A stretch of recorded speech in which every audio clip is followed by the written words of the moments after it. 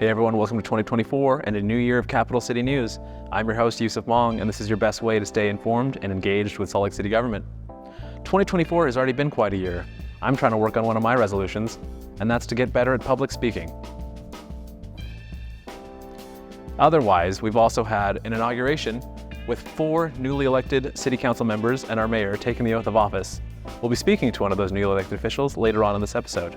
And if that wasn't enough, we've also got a Musk Ox History Minute. So buckle up, put down that shovel, grab a hot cup of cocoa, and enjoy the episode.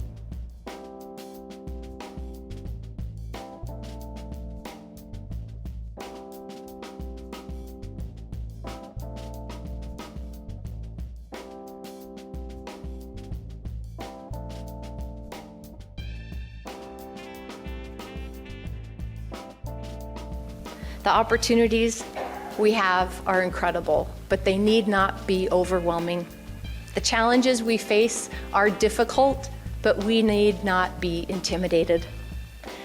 If we work for our connections, if we continue to build bridges, if we engage with grace and we lead with love, if we stick together, we will keep moving our city forward. I love this city, and I am humbled by the honor of serving as your mayor once again. Thank you for being here today.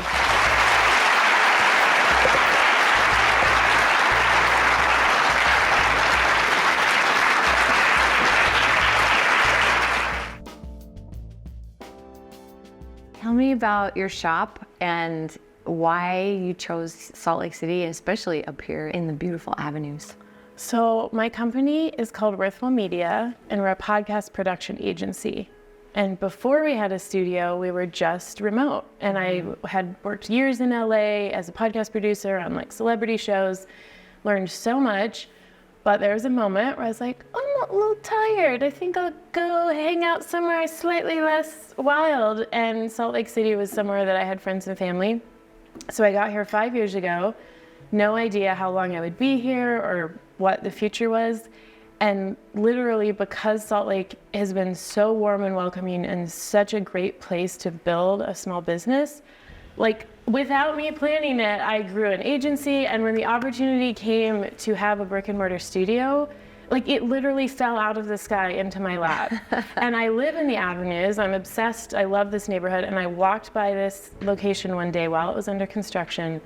And I was just like, well, you know, maybe I should just call that number on that for lease sign and just see.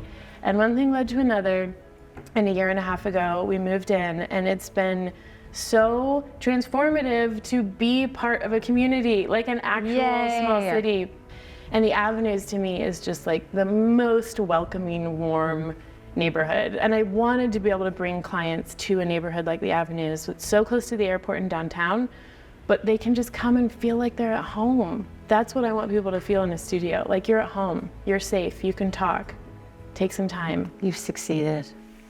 Tell me about some of the gatherings that you've had or that could happen here. Some of my favorite local clients are my coaches, consultants, speakers, authors. That's a lot of what we worked with. And I love having them come in because the perk of being a podcast producer is you get to meet the coolest people. And when they come into the studio and sit down for a conversation and you get to hear their stories, it's so powerful to remember, like we are all human. We are all trying to figure it out. And there's a connection that happens when we sit down face to face and have a minute without our phones on, without the distractions of life. And that's just a privilege every time. How can people find out if they want to plug into a book club here, meditation, or the best workshop? thing to do is hop on our email list at worthfulmedia.com, and you'll hear about, we have a studio email list and we have a general email list, and you'll hear about our events. I'm so happy to hear about the way Salt Lake City's made you feel. Tell me, has Salt Lake City government helped? So last year, I was the recipient of a grant through the Department of Economic Development. Shout out to Todd, who totally worked so hard on that. And it was such an amazing, unexpected boost. As a small business owner who'd primarily worked online, I just kind of didn't think grants were a real thing because I was like, oh, there's a bajillion people. And when I learned about a local grant from the city, and then I went through the process, the team was so great about being so communicative because it took several months because it needed to go through the proper channels. And when I found out I was a recipient, I was like, I felt so supported. I felt so invested in by Salt Lake City, and I felt so lucky. And it was just a huge boost. And I'm so grateful. Yay! You are a delight. And Salt you. Lake City's lucky that you picked us Thank you. to come and build more community. Thank you for working with us too. And we and our economic development team will keep listening to small business owners like you to find new ways that we can help, because what you're doing is exactly the way we want to grow. Thank you so much. Thank you, Salt Lake.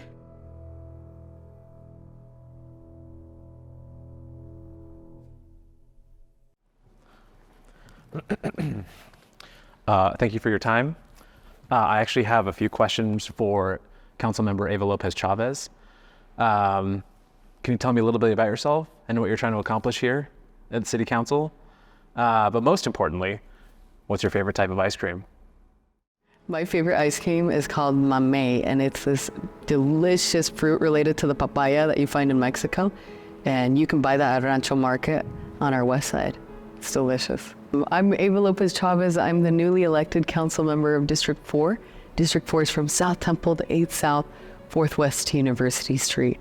And it's this beautiful rectangle in the center of our city. I call it the heart and soul of our city. Our residents have so much hope for the growth that we are seeing in our city. And we want to do it in a way that's smart, that's this acupuncture development where we identify housing need without sacrificing our neighborhoods. I think this is a huge opportunity that I see as a council member to exercise my powers in a way that actually uplifts that history of our neighborhoods. These have been working class neighborhoods that have raised families, that have been places where immigrants have come and left their mark on our city. And we want to continue that legacy. I think we're hungry to enter into this new era of Salt Lake City and define it in a way that undoes injustices, but also expands on those access to opportunity that we talk about, whether it's education, childcare, job opportunities, or entertainment. We want everybody to visit our downtown and to feel safe. We also want our neighborhoods to feel celebrated and to identify with the rest of our city. You know, when I talk about service, for me as a kid, I saw many injustices. I share my family has had a different history. There were migrants that came over that had to fight for access to workers' rights, access to proper education, healthcare. And I think as the closest branch of government to our people, to our neighbors, since I was a kid, I have seen these injustices stop and create barriers for people.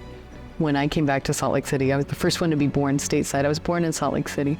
And almost 30 years ago, I saw my family get pushed out. They moved to Idaho. So a decade ago, I had the ability to come back to the city I was born in. And I was immediately accepted. I felt like the beauty of our community was that we treat it as a family, chosen family. You know, I'm the oldest of 4 in my family, and I talk about it. I'm Latina, I'm proud of my Mexican heritage. And it's something that I bring these values of family first, familias primero, into this story and into my policymaking decisions, because I think it's something that identifies with each family in our city that we're able to promote and progress. So when I talk about service, again, it's in service to our families. It's in service to my young sisters. I have a little 10-year-old sister now that I look up to. And I think in every decision that I make, what is something that's going to help the incoming generation so that they can have that daily life can be just a little bit easier for them, whether that the transit that they're taking to university when the time comes, or access to proper air quality that they breathe every day, or the economic opportunities to become a future homeowner, to transition from renter to permanent resident of Salt Lake City. These are the issues that we face as a city, and I'm excited to tackle them. I have so much hope for our city. And I hope that the energy that I bring to City Council and the diverse background that I have is able to amplify that for our community. A few moments later. Ooh, let's see. A Walk in the Clouds. It's a classic Keanu Reeves. It's a romance story. It's delicious. I recommend it. Growing up, Avatar: The Last Airbender. It's something that every child should watch. It teaches you empathy. It's a beautiful, beautiful show. Ooh, okay. I'm a big Skyrim girl. I don't play video games because I don't have time to right now, but growing up, Skyrim for sure. Elder Scrolls edition. How about that? How Not to Lose the Time War. And it's by 2 different authors. I recommend you look it up. It is a delicious fiction love story affair. And the way it's scripted is these 2 authors are being playful with each other. It's sci-fi. It really digs deep into love, identity, culture. I recommend you read it. Thank you for your time. I just have a few questions for Councilmember Sarah Young. Can you tell me just a little bit about yourself and what you're trying to accomplish here in City Council? But most importantly, what's your favorite type of ice cream? I am City Councilwoman Sarah Young, and I represent District 7 here in Salt Lake City, which is the greater Sugar House area, as most people commonly know it. So my background prior to joining the council has been supporting Utah's public schools. And so there was a lot of conversation here in Salt Lake about school closures. When you talk about closing a school, you're talking about closing a community. And there is a lot of emotion that goes into that. It is definitely something that from a fiscal perspective, I understand why the school district is needing to make those decisions. But I also feel really strongly that then it is our job as a community to support those families, those kiddos, because they are going to be traveling further to get to their new schools. And that shouldn't just be okay, we hope it works out for you. There needs to be a plan, and there needs to be resources specifically put towards making sure those kids are making it to school, because I know that there will be buses provided. They're legally required to do that. I also know kids, having been a teacher myself, they're going to get on their bikes. They're going to be on our streets, and City Council is responsible for making sure they're safe. We have a lot of growth in our district in terms of opportunities for new residents to come and live in some of the new buildings that are going to be there. And with that growth comes change. And I think that there's been concern about how that change has been communicated to residents so they know what to expect. I think that is something I feel really strongly about as the city council person for the area, making sure that I'm a part of that robust communication so that folks know, like, for example, over the holidays, that the construction was removed from our core city streets to help our local businesses. And so that people not only know that and can help, inform their day-to-day actions, but also keeping in mind that we're all a part of this community. We don't want to see any of those businesses suffer, and being a part of that solution to keep them going. There is something, though, I'd like to share that is also a common celebration in District 7, and it is the love for all of our open parks. So clearly we're known for Sugar House Park. It's not our only park in District 7. We have Fairmont, we have Allen Park coming online. And I think it's one of the things that makes our community so special and unique. Everyone comes to the park, whether you're there as an athlete or a runner, whether you're there just to enjoy an event. It's something that is really central to our community, and I am such a fan of Sugar House Park and all of the open spaces that we have in District 7. A few moments later. So favorite book is Phantom Toll Booth, which is a book that a teacher read to me as a 4th grade student that I then chose to bring home and read to my little brother.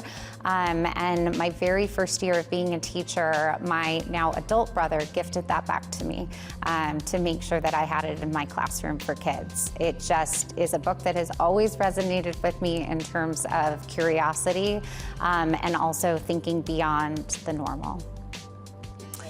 Ooh, favorite movie. I'm gonna have to go with Goodfellas.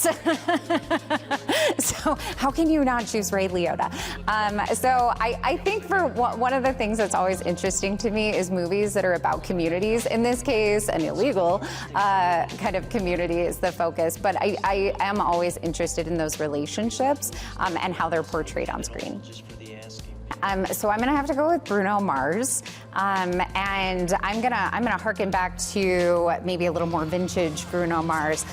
When he performed at the Super Bowl, I just could not be more joyous in the way that he approaches music and the way that he sings. And I love that it's something that I can listen to, my son can listen to, and my parents can listen to, and we all feel like the same joy and enthusiasm that he brings to music. So if I have to choose favorite food, definitely going with cereal, definitely going with Cheerios.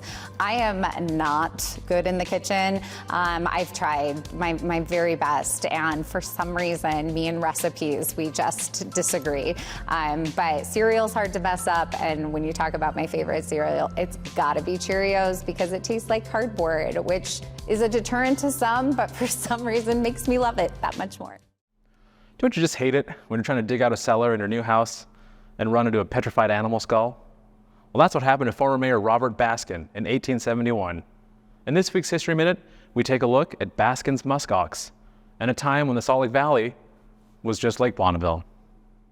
From the discovery of the Utah raptor, the largest raptor on record, to a 94-million-year-old Mosasaurus skull, the oldest on record, paleontology has had a long and storied history in the state, with unexpected origins in downtown Salt Lake City. In 1871, 25 years before statehood, one of Utah's first documented Ice Age fossils was unearthed in the basement of then future mayor of Salt Lake City, Robert N. Baskin's basement, just north of Temple Square. The fossilized skull fragment, originally reported by local papers as a petrified buffalo head, was later determined by educator and naturalist Paul A. Chadbourne to be that of a long-extinct species of musk ox, the Butherium bombifons. Along with saber-toothed cats, woolly mammoths, and flat-faced bears, this ancient musk ox inhabited the vast shorelines of Lake Bonneville during the planet's last ice age. At a time when theories of our planet's history were rapidly evolving, the discovery of Baskin's musk ox skull provided an invaluable window into the conditions and climate of the area over 10,000 years ago. While several hundred Ice Age mammal fossils have been discovered in the Salt Lake metro area, helping piece together the natural history of this place, it was Baskin's musk ox skull that started it all. The fossil now rests at the Natural History Museum of Utah, where it was transferred in 1978. That's it for another episode of Capital City News. Remember, the best way to stay engaged is to stay informed. You can do that by following us on social media at SLC.gov, tuning into Channel 17, or subscribing to us on YouTube. Reporting in from the City Council Workroom, I'm Yusuf Malin.